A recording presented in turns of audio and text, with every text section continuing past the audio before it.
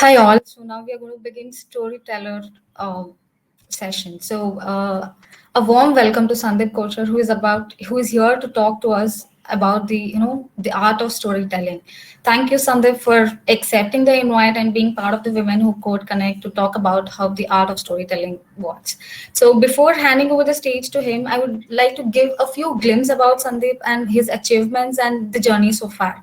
Sandeep Kochhar is an MBA from IIM Bangalore and an electronics and telecommunication engineer with more than 18 years of corporate consulting experience.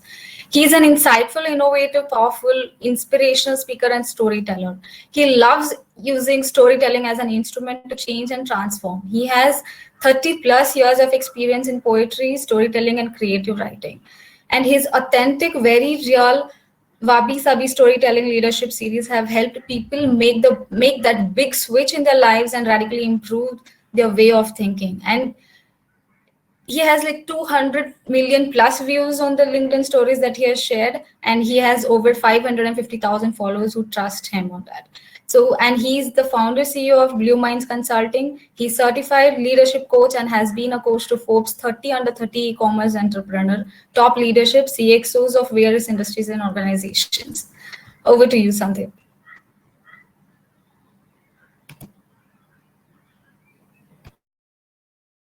See me and hear me clearly?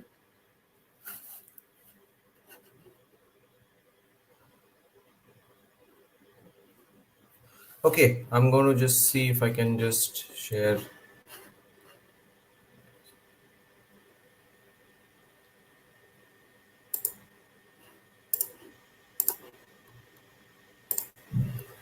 So I'm assuming you all can see my screen. Okay, I'm going to start with a bit of storytelling. So maybe a little bit about, before I kind of get into the storytelling bit, maybe we can start with a few questions around, maybe I'll share a short story with all of you, and then maybe you can share a little bit about the questions that I ask you. So this is a very simple story, and some of you must have heard it during childhood as well. It's about Hansel and Gretel. So Hansel and Gretel, two kids, they had a stepmother, and the stepmother wanted them out of their house.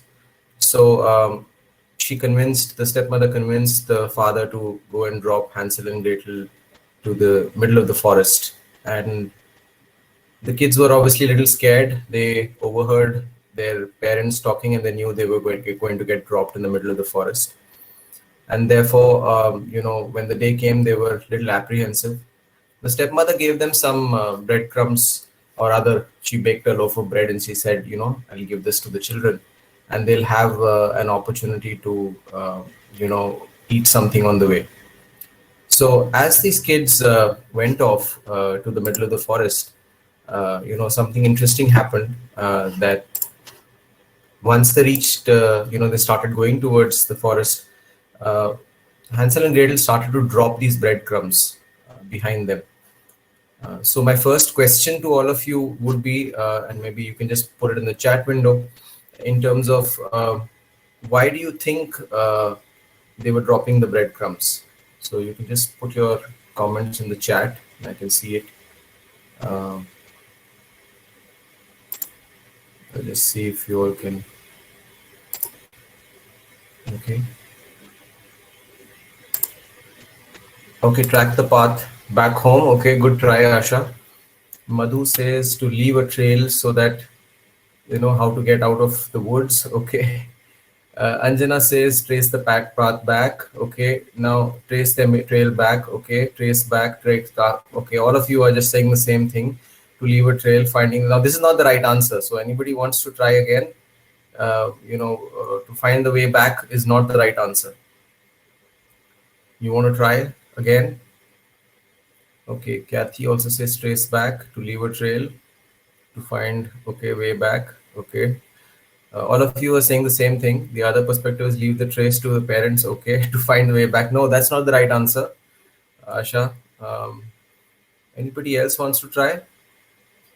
Okay, now let me just, okay, to find the way back, so someone can find them. Let me give you a hint by asking a second question, which is an easier question. Feed other creatures, very creative. So the question is, why did Hansel and Gretel? I mean, why did they drop the breadcrumbs? To feed ants? Okay, no.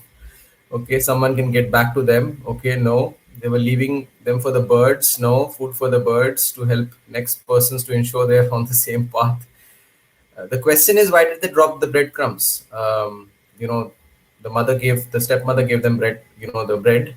And while they were going with their father to the middle of the forest, they began dropping some breadcrumbs. They made small pieces of the bread and dropped them behind them.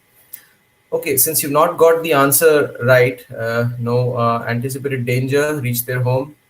Let me ask the second question, which hopefully will help you answer the first question.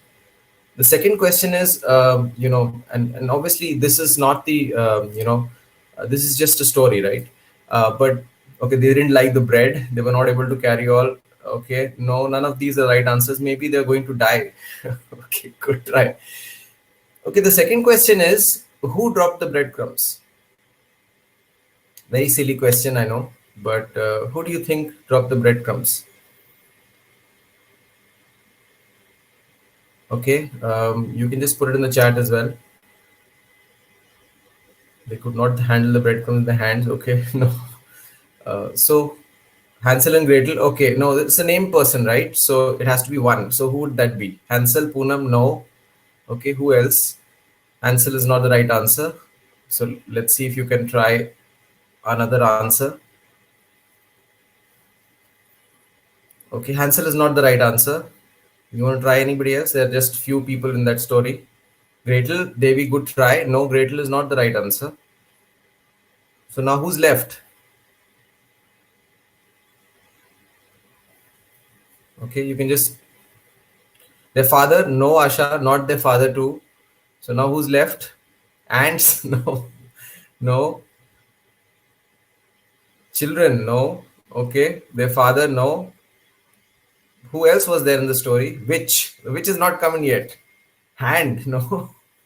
Okay, so there's only one. Who else is left now? Bag, no. Brother, no. Stepmother, good Priyamada, but that's not the right answer. So now who's the one who's actually dropping the breadcrumbs? Stepmom, no. Very right, Devi. It's me, the storyteller. And basically, the storyteller was dropping the breadcrumbs, right? And you were all picking up the breadcrumbs. Now let's go back to the first question, which was, why do you think the storyteller dropped the breadcrumbs? Why did I drop the breadcrumbs for you?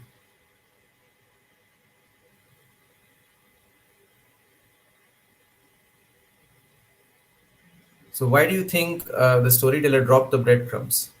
What do you think is the reason for that? Just put it in the chat. Whatever you think is the right answer. To defocus, to get our attention, no. Keeping the audience curious, no. Okay. As a clue for happy ending, okay, no. Engage the audience, no. Now remember, it's a story, right? It's a story that we started about Hansel and Gretel being dropped in the middle of the forest, and they've been given some bread, and they're dropping that bread behind them. So really, why was the storyteller dropping the breadcrumbs? Building the story, okay, you're close, Sindhu, but that's not the right answer. To get the reader excited, but for what? Right? Remember, the first question was different, and the second question is different, right? Both questions, but they're linked. To link the end of the beginning to the story, okay. To deviate, test the audience. Okay, so you're getting close, Shrestha, but that's not the right answer. Shift focus, building the story. So yes, it's close to building the story, but that's not what it is, right? At the end of it, stories are about emotions. So this is also, the answer is obviously an emotion, and it is an emotion. So what could be the emotion that the storyteller is trying to generate here? To link the start, to help the kids find it. So that's not an emotion. That's all logical stuff. Whatever you're typing there is all logical stuff, right? Okay, to help the kids find the way. This is also logical. Now, what I'm saying is that the storyteller was dropping the breadcrumbs to generate some emotion, anxiety, excitement. Okay, now you're getting there. Not you're close, but that's not the right answer. Sympathy, hope. Absolutely, Poonam. That's the right answer. To generate hope, and that's how all Bollywood films work, right? Where you all know what the ending is going to be, and yet you go ahead and listen to those stories. You go and watch those stories, you listen to stories, and the idea here is really to kind of generate hope, to amongst the audience, so that you all just want to kind of listen to the story further and see what's going to really happen. Hope from a point of view of not just anticipation, but hope from the point of view of good things are going to happen, they're going to find a way back. And that's the hope that you're generating in the reader. So that's what storytelling is, and that's how. So storytelling is about emotions. Emotions are a very important part of stories, and essentially, one part is the emotion, and the other part is the human element, which is linked to it, is understanding the audience. So when you understand the audience and the emotions, you can easily find out what's happening. Now, a couple of aspects of emotions are also that sometimes we're not aware of what's happening in our own emotional life as well. So for example, let's take an emotion, anger, right? I'm sure a lot of you get angry at times. So my question here would be, why do you get angry? And you can just chat away on the chat window. Why do you get angry? So whenever the last time you got angry, why do you think you got angry, or what is it that really makes you angry? Helplessness. Okay, good, Madhu, good. But that's also not the right answer really. But and anybody else? Fulfillment. Okay, no, not able to handle situation. No. Okay. Uh, when things don't go our way. So what really happens when things don't go our way? Expectation, when things, okay, not able to control. Okay, so you're getting close to the answer, but that's not the right answer. So what happens when you're not able to control? What do you experience?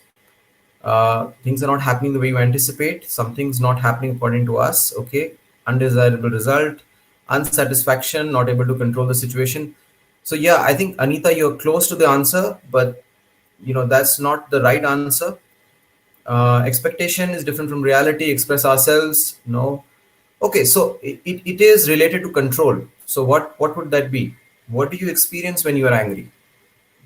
Now, this is very interesting because all of you get angry, but you're not able to pinpoint the reason why. So hurt is, I would say, an outcome of it. Emotional disbalance is also an outcome of it. But really, anger, when you're getting angry, basically you experience loss of control. So two angry people fighting with each other or getting angry at each other, essentially they experience loss of control, and hence what happens is that they feel helpless. Now the strange part is somebody else walking by, he or she does not want to get into that discussion because he or she gets a little scared about what's really happening. These guys are going to be angry at me as well. Now two helpless people want help, but nobody's there to help. So next time when you see somebody who's angry, just realize that they are helpless, from a point of view of they are experiencing loss of control. And hence, if you can help them gain that control back, then they may feel a little better.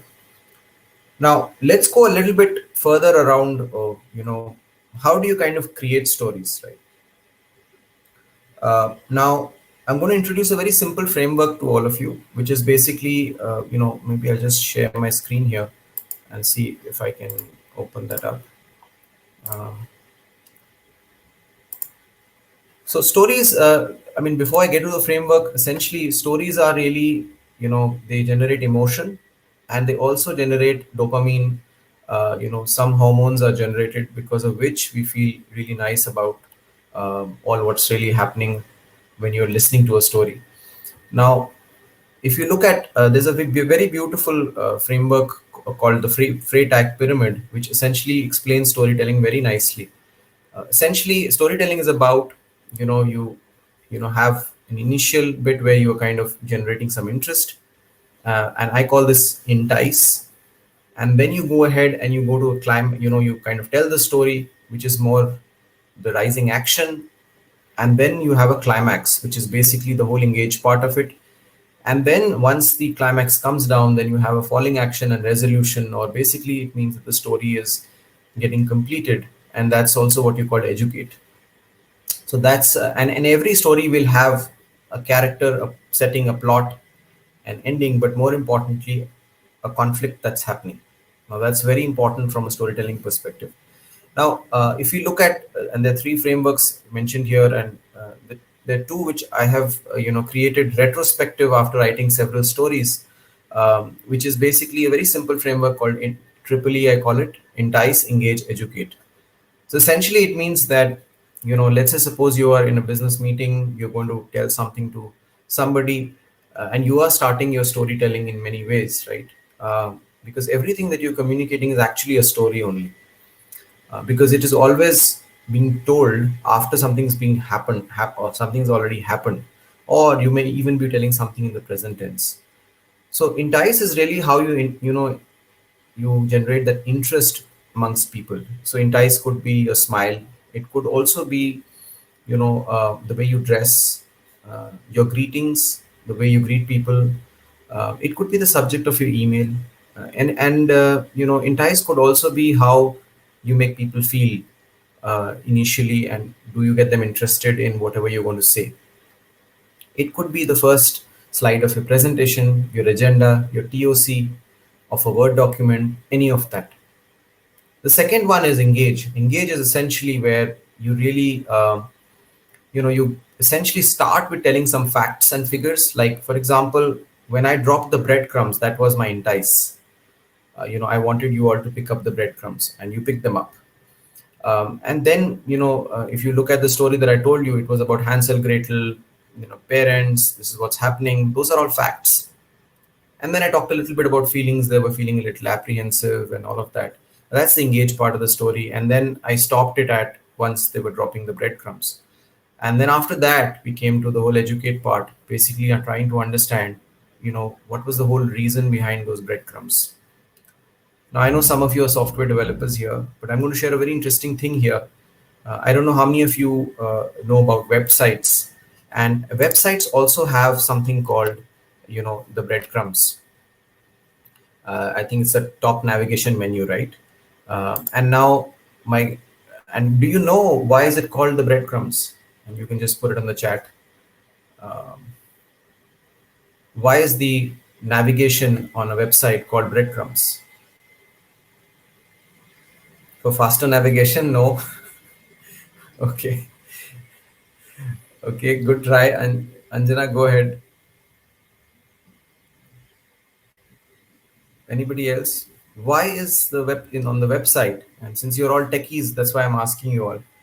Why is it called? So you can trace the activity again. I think you're all doing the same thing we did before, leaving a trail to relate. Okay, trail, discovery. No. So think stories, please. We've already done a story around breadcrumbs. Gives a cue. Okay, it can show you the path where you browse through. Okay, no, know where you came from. Yes, Kanika, you're right. The breadcrumbs is where it came from. It came from the same Hansel and Gretel story, and that's how breadcrumbs came into being. So basically, the bread was baked, and the breadcrumbs were created. I mean, it was a loaf, and the breadcrumbs were created. And now, because it's such a simple concept, that same simple concept was taken into a technology perspective, and you started to kind of look at, okay, can we look at breadcrumbs in that whole aspect? Now, user experience and all of that is great, but really it's about the story, and this is the story that actually has made this name come about. Now, and when you're looking at implementing something, I mean, for example, in technology, you have something called user stories, right? Now, I didn't know this earlier, but basically, why do they create user stories? Anybody? Why do you think they create user stories? Why would they not create a document and say, click here, click there? Why would they look at user stories? Um, okay. Anybody? You can just put it in the chat. So I think so. User stories are essentially created for several reasons, but one of them is that when you read it, connection, okay, to explain the user need requirement, okay, for engagement. Yeah. So in many ways, what you're trying to do is you're trying to depict a real scenario that's happening, and a real scenario that's happening is actually a story. Again, it is, remember, it is retrospective, and therefore the story is being told of what has already happened or what could happen, right? And therefore you kind of put that story out in the form of a user story. In that user story, I don't know if some of you are from the age of UML diagrams. You had something called actors, right? And actors were also basically as a character in that story, and the actors would do some actions. Now, only thing what was missing in that story, and what was missing in those stories or diagrams, in those user stories, what do you think is the one thing that's missing in those user stories or in those UML case diagrams and all? What is really missing? Beginning and an ending? Okay. Okay, no, not really. But what do you think? Because they say, okay, user goes, he clicks on a particular window, this is what happens, and this is what the application responds. Emotions, absolutely, Shrestha. Emotions are completely missing from that. Now let's look at how emotions can be used in a real time concept or in your real scenario. Um, so I was sitting in this meeting with a female colleague of mine, and this was maybe 20 years back. And while we were sitting in this meeting room, I was just saying something to her, and then suddenly she responded to me, and she said, "I'm feeling very uncomfortable in this conversation." Now, the moment she said that, and I started to now think about what did I say, what did I do, why did I make her feel uncomfortable? So, it was about emotion. But the way she used it, it was a very, very simple, line that she used. And she made me think many times about what did I say before, what did I say, how did I impact her. And that's very, very important when you're doing storytelling, because really the impact that you're trying to create on your listener or reader or viewer, anybody. This was one part, and then after that I became very careful because I realized that I'm saying something or doing something which is actually impacting the other person. Now let me take you to another scenario. This happened in a bank, and I had gone to a bank, and there was this customer who was very, very angry, and he was yelling and shouting at the top of his voice. So obviously he was angry, and he was feeling helpless, as you all know. Now, as he was shouting and yelling, a lot of these bank folks who are employees of the bank, they came and they tried to give him water or whatever. They tried to pacify him. No, we'll solve your problem, sir, whatever. But obviously he was not listening, and he was going on yelling. So I saw a lady coming from the other side, and she just entered that space, and you could see, because everything was like a picture, right? A picture, you can visualize a person yelling, everybody there, and then this lady comes from nowhere. She's starting to walk. Everybody is standing still, so you can see her moving through, and she comes very close to this person who was yelling, and she said, "Sir, can I help you?" And obviously, he didn't bother, and he kept continued yelling.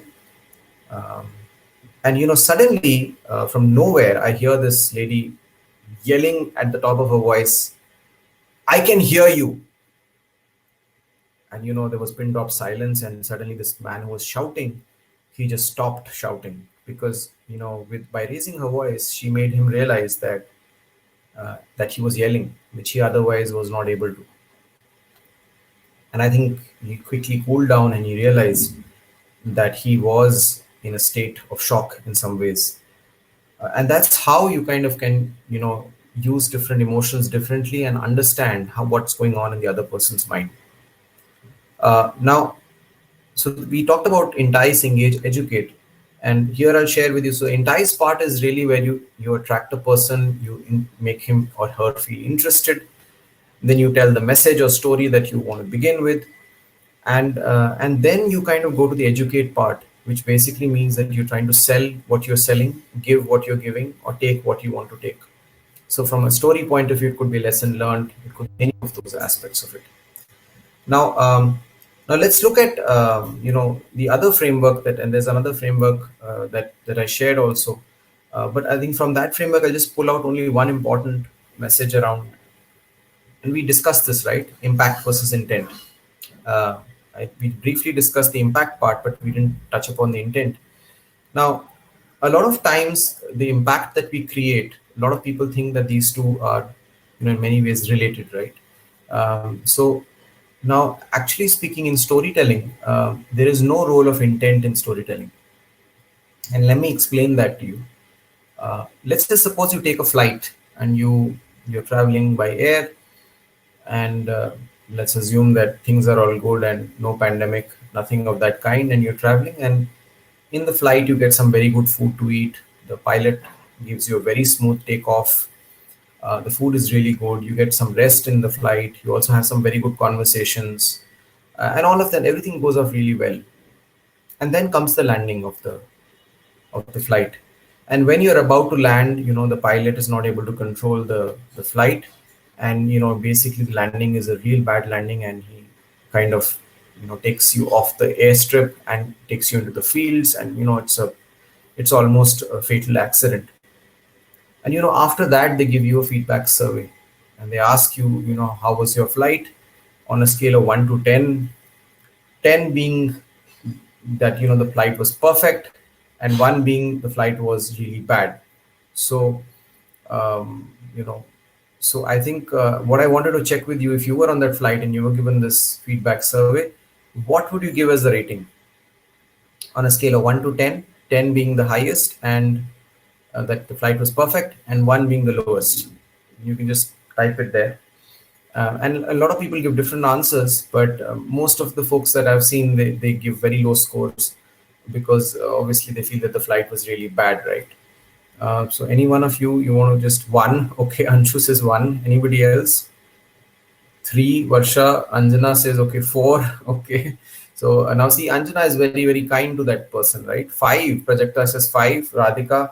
It'd be interesting to see, maybe there's a gender bias. Shivansh says 6. Okay. And there could be gender biases here as well. But okay, now let's just suppose you end up in a hospital.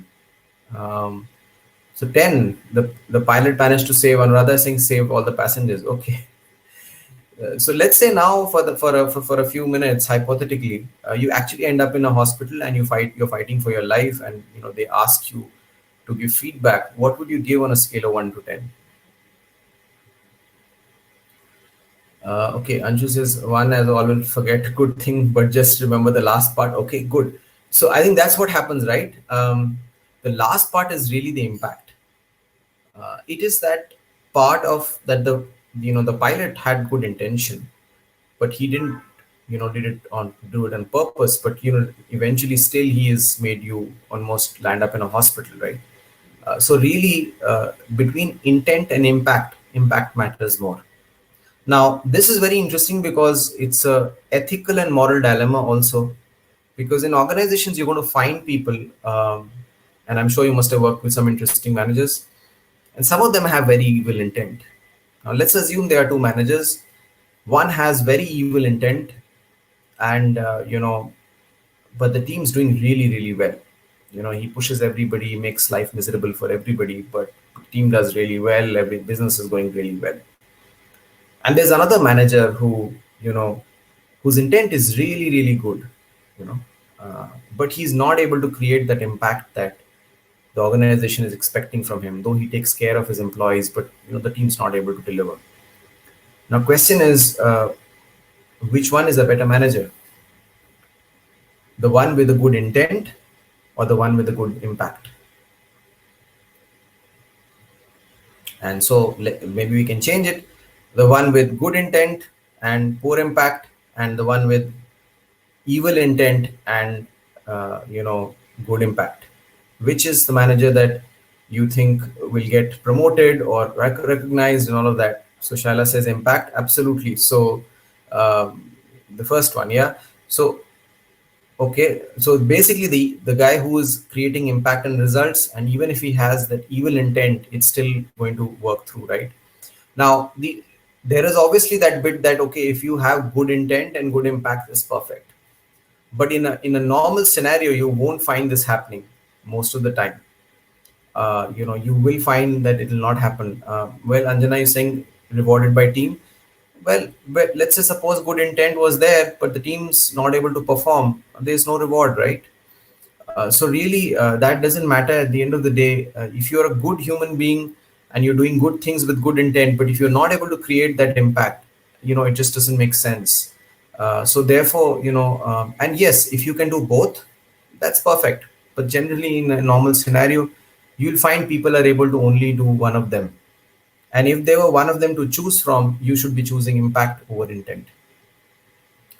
Okay, we'll now move a little ahead in terms of, when you're looking at stories and you're looking at how do stories impact people. Uh, you know, um, Now, storytelling can be used in various forms. We talked about user stories, but the way you communicate with your manager is also a story. The way you are communicating with your peers is a story. The way you're communicating with your, folks you're reporting to is also a story. Now, maybe you are able to tell them an inspirational story. Maybe you're able to inspire them. Some managers inspire people, right? And they do it from their actions or words or whichever ways you may want to do it. The stories can be for everything. Now, we talked about the Triple E framework. Now, in that framework, entice, engage, educate, the order matters a lot. So, entice is the first one, engage is second, third is educate. Now, let's assume a sales guy, gives you a call, and you're sitting in a meeting and you get a call, I'm offering a home loan for you. And obviously you will get irritated because you're in a meeting, and you say sorry, and you begin to put the phone down. And then suddenly the person starts saying, no, no, ma'am, don't put the phone down, we have a very good offer and some stuff like that. And he goes on, and by the time you're going to put the phone down, he says, I'm going to give you a home loan at 6%, and in the market you'll get it at 8% or whatever. And he's trying his best around it. Now these sales guys, what they're doing is they start with educate first. So when they say, I have this loan for you, it's educate. And then when you start to put the phone down, they start to engage you with some conversation, trying to get you interested. By the time you're really always already switched off, and then they give you the offer, which was the entice. So sales guys, they begin with educate first, then go to engage, then entice. Marketing folks do the other way around, and which is what storytelling is about. So you have to begin with entice first. You have to get the other person interested, let him or her board your bus. And once that's happened, then you can move to the other part of it where you really engage the audience, make sure he doesn't get off the bus or she doesn't get off the bus. And then at the end of the conversation, you can get what you have. Now, I'll share with you a very interesting incident that happened to me. I was taking a training program, and I'd gone to this beautiful place, in Sri Lanka. And I was doing this training program, and it was a 2-day workshop. And as the workshop began, I just completed some sections of the workshop, and I just asked people, do you have any questions? And nobody asked any questions. So each time I would do that, there were no questions coming up. So I completed almost half a day of the workshop, and I started to think that there's something wrong that I'm doing. And this was many years back, and this was the time when Sri Lanka was going through that, the the terrorists and all of that happening. But that doesn't have much to do with the story, though. um, by lunchtime, I just quickly went to the person who was coordinating the workshop and said, look, nobody's interacting with me at all. What do you think is really happening? And she started to laugh, and she said, nobody will ask any questions to you. I said, why? She says, first of all, you come from a different country, and also there is this hierarchy, and you are senior in the organization. So I said, okay, but and she said, but there's one more important thing why they'll not interact with you, irrespective of the first two. And then so I said, what would that be? And she said, the only reason that even the ones who would want to would not ask questions is because of the fact that they haven't built a relationship with you. So I couldn't understand that. I said, I didn't understand that. She said, you got to take them out and build a relationship with them, and then they'll open up. And that evening, and that day, the whole workshop went the same way. Each time I asked them to ask questions, none of them would ask. And the evening, when I took them out for a cup of coffee and I slowly built my bond with them, the next day was much better of the workshop. Now, I mean, I learned this part of it, that look, you need to kind of build relationships first before you kind of do it. Um, a few years after that, I had gone to UK, and I was meeting a procurement guy, and I had to take some approvals.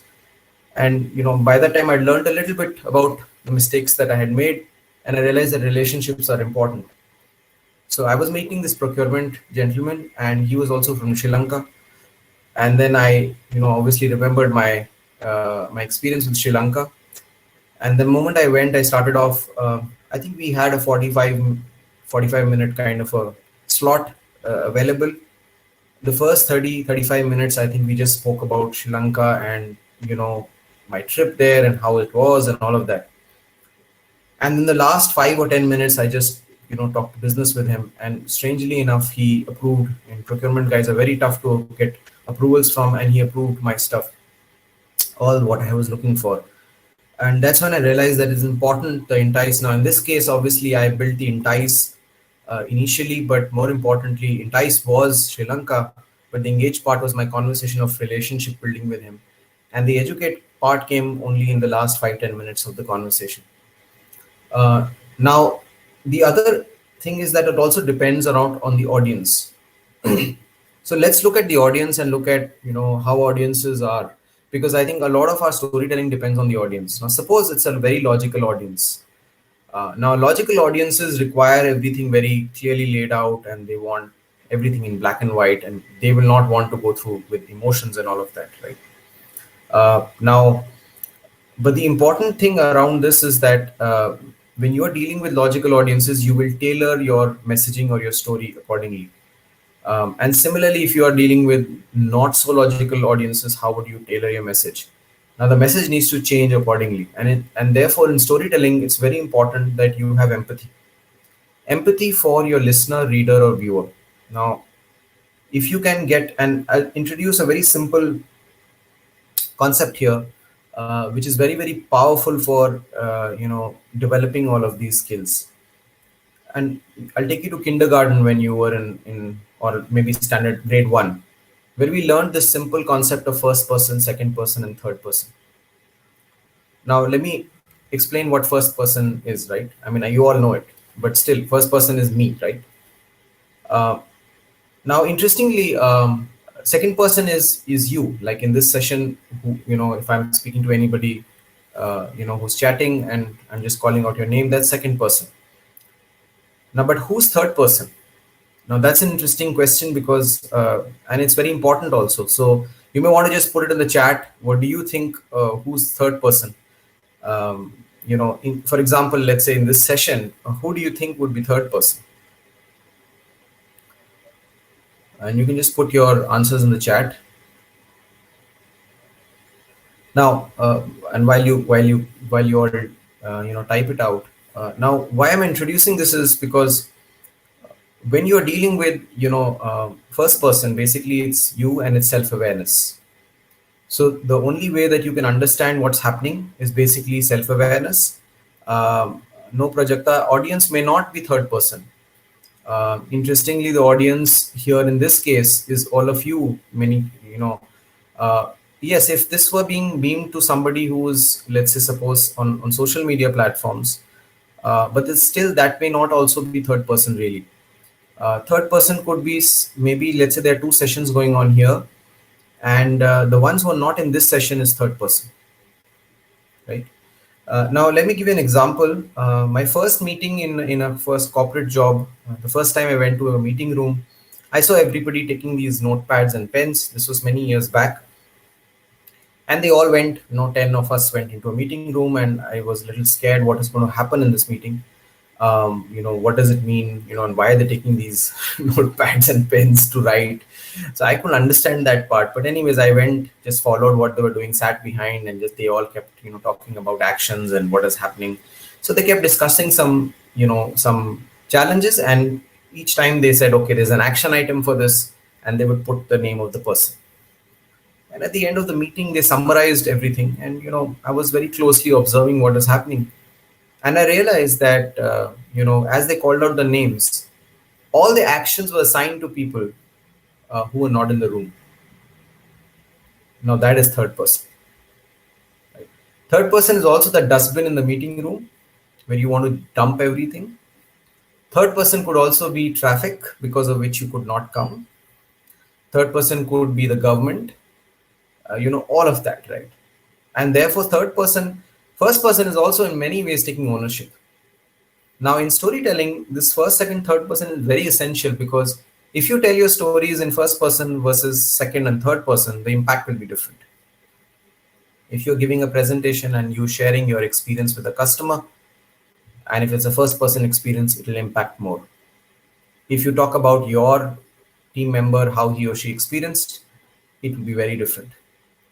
And if you're talking about some prospective customer, it could become third person. Right? So I think a very important part is that when you look at the audiences and you're trying to segment audiences, you should definitely understand that which story should be told in which person. Now, first person stories will obviously be more effective. Even when you're writing now business documents, when you are writing them, you may write them in second or third person. But if you introduce a testimonial of a customer, and if that's in quotes, that's first person in many ways, right? So again, testimonials are very powerful. So first, second, third person is extremely important when you are trying to deal with it. Now when I asked you that question about anger, I asked all of you that how do you feel when you are when you are angry? And I think a lot of you put down a lot of answers, and most of the answers were wrong. um, so can anybody tell me which person were you in when you answered those questions? Now when I asked you those questions, it was basically I wanted you to answer in first person. But can you tell me which person were you in when you answered those questions? So when I asked you, anger, uh, how do you feel when you're angry, or what makes you angry? Some of you give me some answers. But what do you think? Which person were you in when you answered that question? First person. No, Varsha, actually you were not. Kanika, only the one who got the answer right was in first person. Now this is interesting because basically it means our self-awareness is low. And when our self-awareness is low, we are not able to answer in first person, and we jump into second and third person. Now, how do you move to first person? Basically through self-awareness. Now, the second person is very important because when you're dealing with people, customers, when you're dealing with your team, your peers, your colleagues, it should be all second. It's all second person conversation, right? But what do you think is the tool required for second person conversation? And we spoke about it a little while back. Um, and some of you, when you did not see why the breadcrumbs were dropped or who dropped them, what do you think was lacking? And that will give you the answer. Uh, what do you think is required for you to understand the second person better?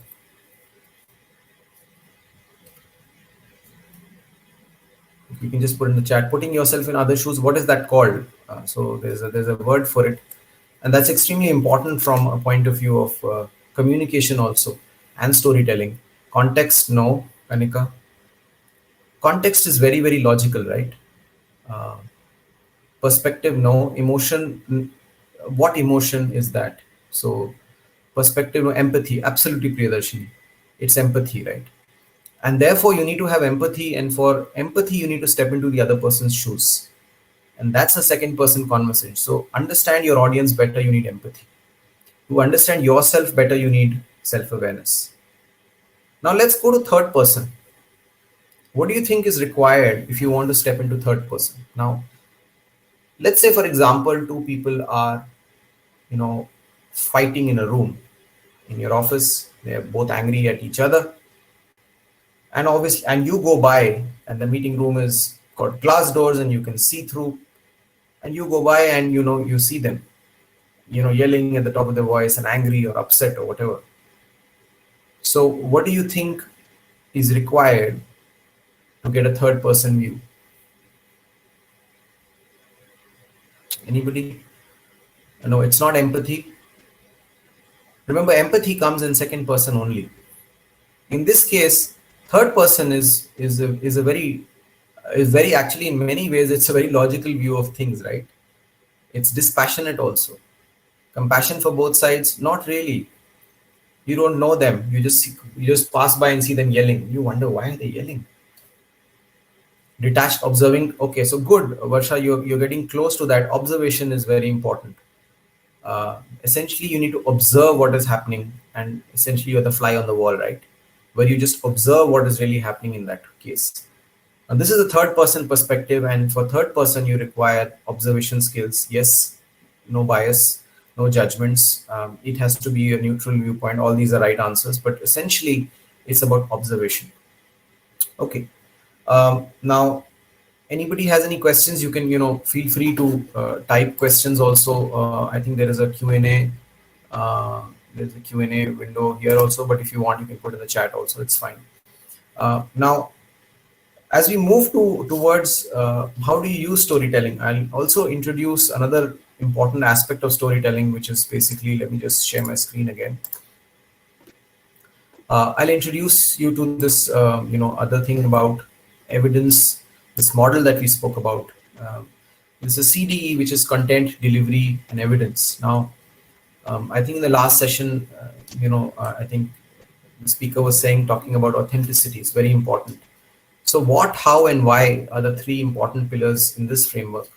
Essentially, what is it that you are looking for, how, and why. Now, we spoke about intent versus impact, but communication methodology is also very important, whether it's virtual, physical, what is it?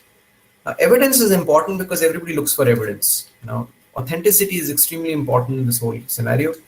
How authentic you are, because if you're authentic, then people will buy your story. The last one is social proof. Now, for a minute, let me ask this question. It's a very interesting one. Let's say, for example, that you are, you must have seen these viral posts, right, on LinkedIn and other platforms. You'll find people putting their comments, and there'll be a similar comment just above their comment, and yet they'll put the same comment there. Why do you think they do that? Why do you think people put the similar comment on a viral post which has been written multiple times? You can put it in the chat.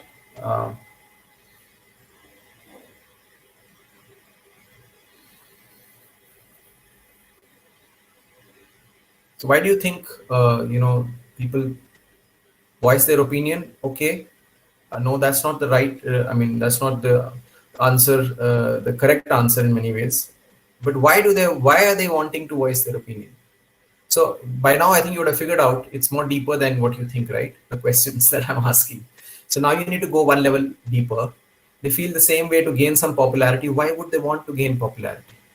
Re-emphasize better reach, gaining attention. Why would they want better attention? Following the crowd. Why would they want to follow the crowd? Better reachability, following the crowd. Why? To support it. Why? So go to the next level, expressing themselves, but why? Validation of being part of the crowd. Okay, good. Why do they need validation? Networking? No, not really. To get noticed. Why do they need to get noticed? Why do they need to get attention, Radhika? They get influenced. Why? They felt the same, to belonging with the group. Okay, but what? Okay, it's again, it's again an emotion. And it's a very, very simple emotion. It's a 4-letter emotion. Word, 4-letter word. Feel empowered, feel good. No, just one simple word, 4 letters. Insecurity. Okay, no. Okay, recognition. Now, interestingly, if you ask the millennials, they'll tell you instantly. To get affirmation from the crowd, to feel heard, noticed. Okay, why do you need affirmation? Why do you want to feel heard and noticed? Why do you need belonging? Hopeful? No. Okay. Anybody else? Fear. Okay, good. Anshu, you're getting close now. But what fear are we talking about here? FOMO, absolutely, Priyadarshini. So fear of missing out is why people comment the same thing, because they want to be where the action is, right? They don't want to get missed out. And that's a very important part of this whole story. Okay, now that you looked at these frameworks, now I'll also go a little ahead on another interesting aspect of this. Yes, feeling validated, love, all these are important parts, but really at the end of it, it's really about fear of missing out. We spoke about impact and intent, and that's very important. Now, how does storytelling impact lives? Now, I'll just give you a very simple example of how we use storytelling to impact people's lives. So I wrote the story on this. I met this person in Bangalore. He met with a life-threatening accident. He went into coma for 6 months. He was bedridden, and during that time, his family. He was the only bread earner. His mother was schizophrenic, and his wife had just delivered a baby girl, and his sister was also living with him, and she had lost her job, and it was very tough because he was the only bread earner. He was going on a motorbike. He was doing a sales meeting, and he met with an accident, and he landed up being in a coma state for almost 6 months. He was bedridden. Slowly he came out of coma, and after that, nobody was willing to hire him because he gained around 25 kilos of weight. And and I just I met him, and I thought, okay, let me just write his story.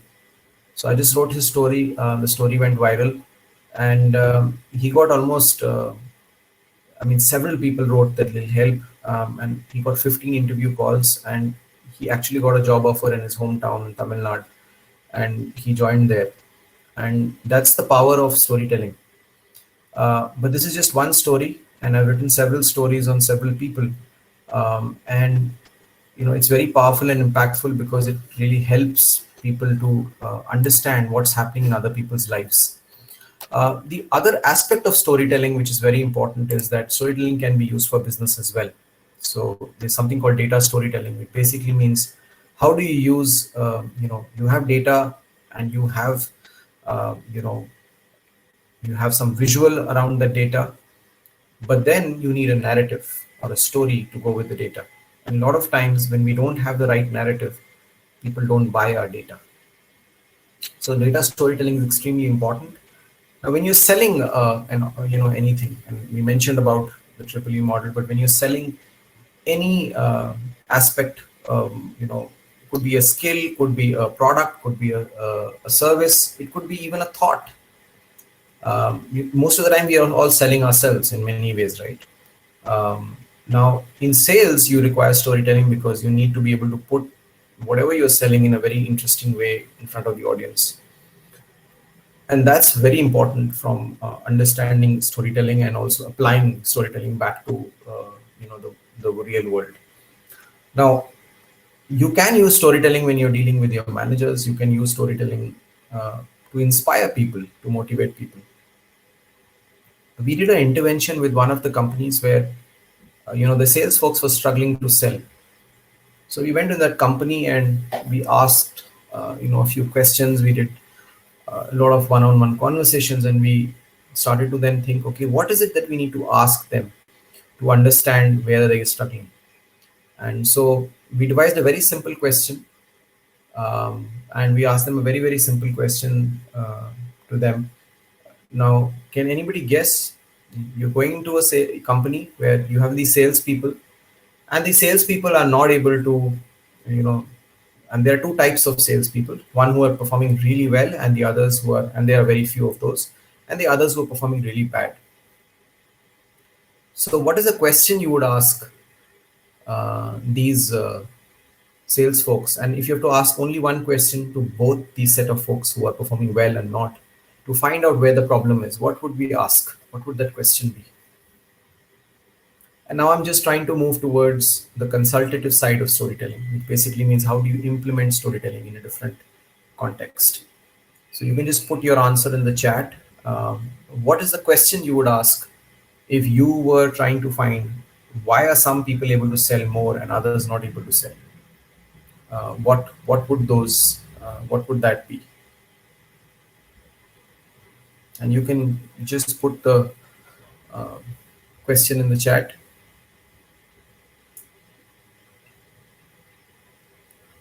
What would delight the customer? Good try, Anjana. No, not really. So remember, you have to ask a question by which you not only get the answer, but you find out the reason why some people are able to sell better and others are not able to. I will ask the salesman, will you purchase the product yourself? Okay, good try, Anshu. No, not the right answer. Anybody else wants to share here?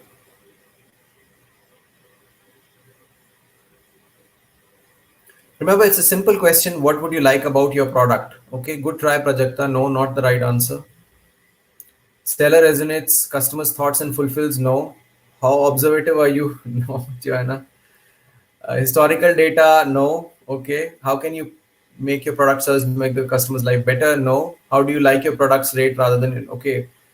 So none of you have gotten close, anywhere close to the answer. Simple question. I have to ask both these audiences. One who performed really well, others who don't. Able to connect better? No, Pawan. And what would that be? How do you approach customers? Anita, no.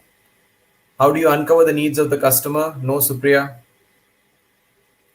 Socialize more? No. What does your customer need? No, Priyambada.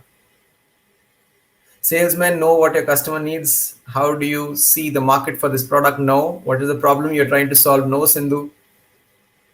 Now remember, these are sales guys, right? What is the tactic that you should use to help you sell the products? No, not really. And this company was struggling with this problem for many, many years. So they actually kind of took our help. Who's your target customer? Strategy? What is the sales strategy? No. Anita, reviews about the product? No. And storytelling is also about communication and understanding the problem clearly. The problem definition has to be very clear. Reviews of the product, is it the way that they approach the customer and tell the story? No, Shrestha. Salesmen start with entice. Okay. Okay, no, not really. Why is the product better than other products in the market? No, Shanmati. So what could be the main problem that I'm trying to solve? Because if I find that, and then I can easily weave a story around it. See, I need to find what's the story that's going on in their lives. Why is it that they are able to sell better or no? How do you keep your smile all day? No. Why is your product better than the other product in the market? No. Seller knows how to make customers' life easy? No. Product story, why does it exist? No, Saurabh. How salesperson establishing trust with the customer? No. Kiran May, what's in it for the customer? No. Now it's so interesting, right? All of you are intelligent people. You all understand. I told give you a very, very simple problem to solve. And interestingly, a consulting firm went into this company. They did a lot of Six Sigma analysis and all, and they couldn't find the problem too, because they didn't ask the right questions. And in storytelling also, you need to ask the right questions. How do you keep your customer interested? How is your product improving their life? What's in it for the customer? How does your day look like? What motivates me? No, none of these answers are correct. Any other attempts you would want to make? Actually, the answer is so silly that the moment you hear it, you're going to really, really laugh at it. Create relationship? No, Shanmati. What do you love about the product you sell? What motivates you? No, Aparna. No, Priyambada. How does the product add value to the business? No, Suma. You're asking the same question that's been asked before. Okay, anybody else? And as storytellers, when we go to clients, and the clients could be people or businesses. How are you doing today? No. Empathize with customers? No. We have maybe limited time, maybe 10-15 minutes to find out the person, and how can we kind of take them to the next level, find out what the problem is in the business and take it to the next level. Empathize with customers? No. What's your story? No. None of this. So the simple question that we asked the folks who are performing really well were, how many meetings do you do in a week with your prospective customers? Because basically they're selling, right? And the same question we asked the ones who were not doing well. So the person who was performing well, he said, I do 20 meetings a week. And the ones who were not performing well said, I'm doing 4 meetings in a week. And basically that gave us the answer. And then what did we do? We basically created success stories, stories of those people and how do they really get those 20 meetings. And we kind of then shared it with the ones who were struggling. And then it became very easy for those folks to pick up, once they heard the story. And so success stories are so powerful, and that's how you can use success stories in any context. It's just like you're sitting in in your company, and somebody gets a patent, and he or she is your colleague, you start to believe that it's possible. So stories, and we talked about hope before. Stories give us hope, and one of the interesting things was these sales guys were losing hope. So storytelling is all about hope. Okay, now I'm going to move, and I think in the interest of time, we're going to move ahead. We're going to cover some important aspects of how do you build your brand, and I think the last session was around uh, building your brand. In many ways, it was about networking, but I'll talk a little bit about how do you build your personal brand on some of these platforms. Now, there are two very important aspects for a professional, and especially for women. I think it's even more that you look at how do you network, number one, number two, how do you build your brand. These are two very important things that are required. Now, when you're looking at both these things, let's look at networking. I think we covered on LinkedIn and stuff like that on the last session, but I will focus more on how will you build your personal brand. Now, what is a brand? And maybe you can just put your thoughts on what do you understand by brand on the chat. And so, in many ways, brand is something that you cannot, you know, it's not a physical, tangible thing, right? It's an intangible thing. It's something that, if somebody were to ask you, why do you buy products of, Nestle, for example, or, Adidas or Nike or whatever, any brand. So what is that brand? What makes you unique, Joanne? Yeah, absolutely. Something that differentiates you. Beautiful product, Priyadarshini. And that's what it is, unique identity. Absolutely. So I've coined a very simple word here. Brand is bring a new dimension, which basically means there's something about you which makes you stand out, right? And each one of us has it, and essentially you need to get this out to the world. Now, how do you do that when you're building your own personal brand on social networking platforms? Um, I think there are various ways about it, but really a brand is when you leave the meeting room, and these days it'll be physical, virtual meeting rooms, but earlier it used to be physical. When you leave these meeting rooms, whatever you leave behind is your brand, and that's what brand is. Right? What people feel about you after you've left, that's the brand that you're trying to build. And that personal brand is very important in today's world because people should get to know you. If they know you, so there are two ways, right?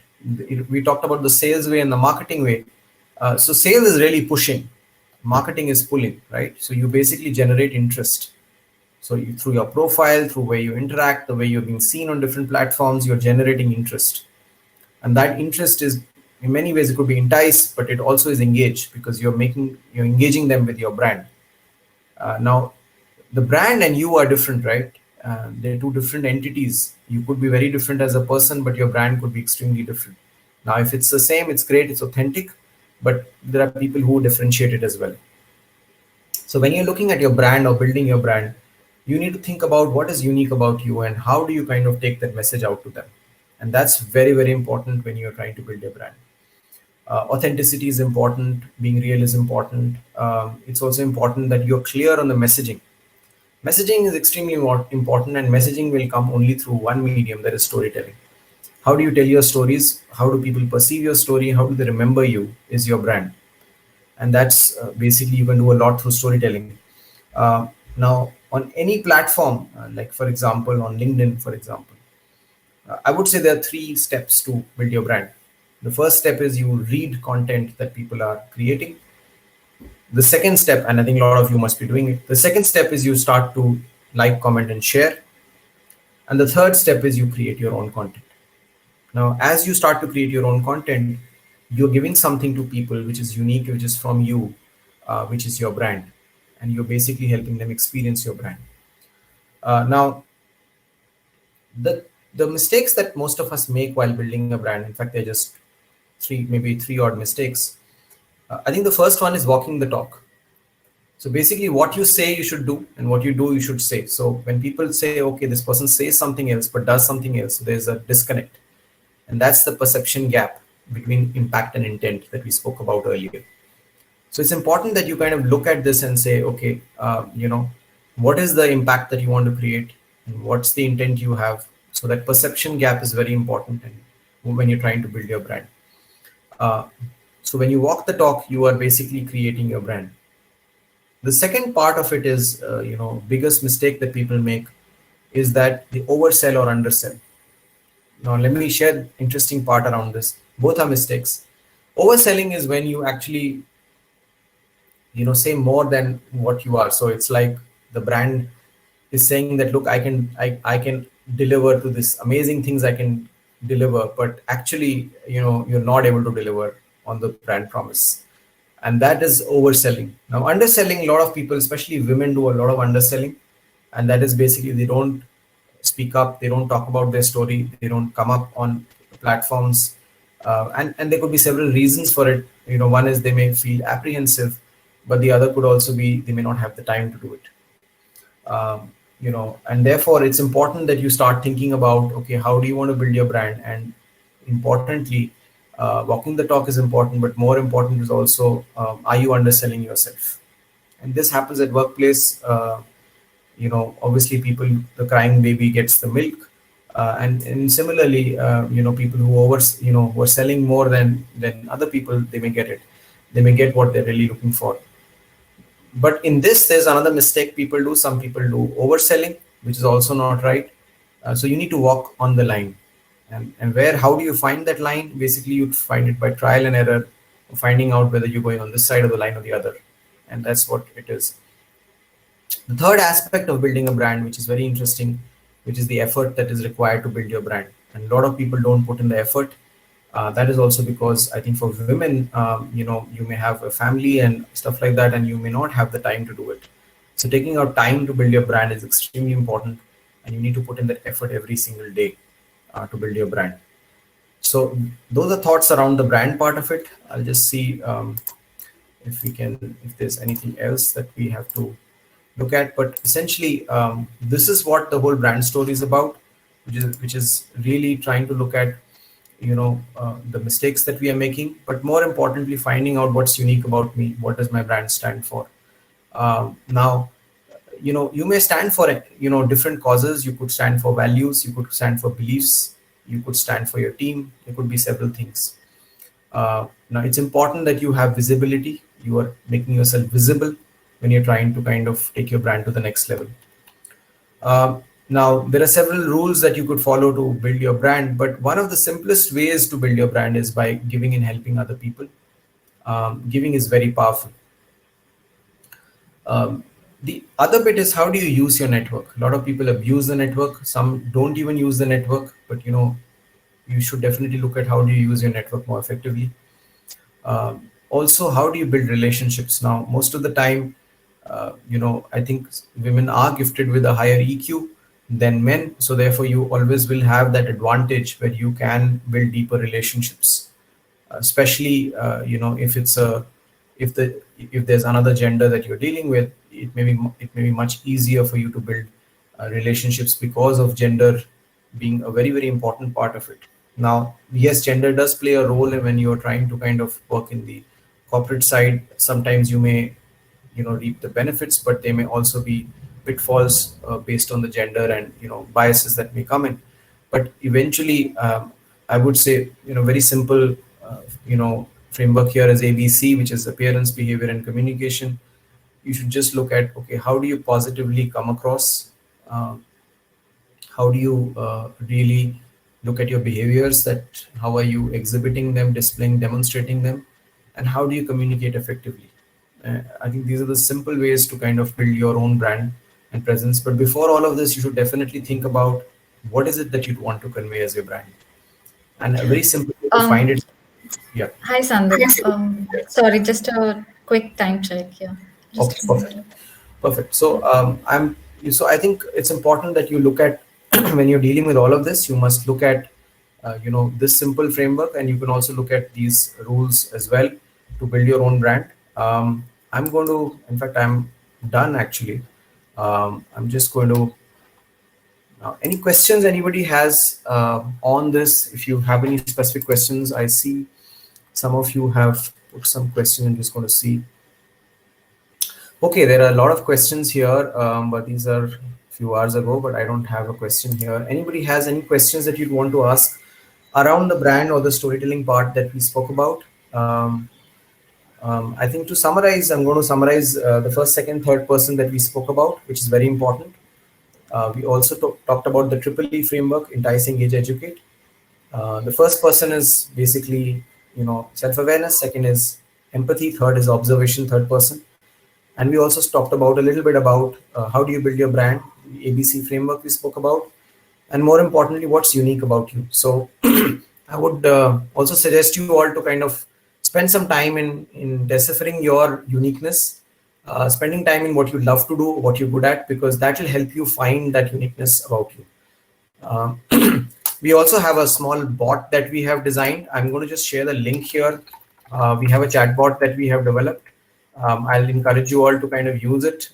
It's basically something that we've done for, anybody wants to kind of, improve himself or herself on storytelling.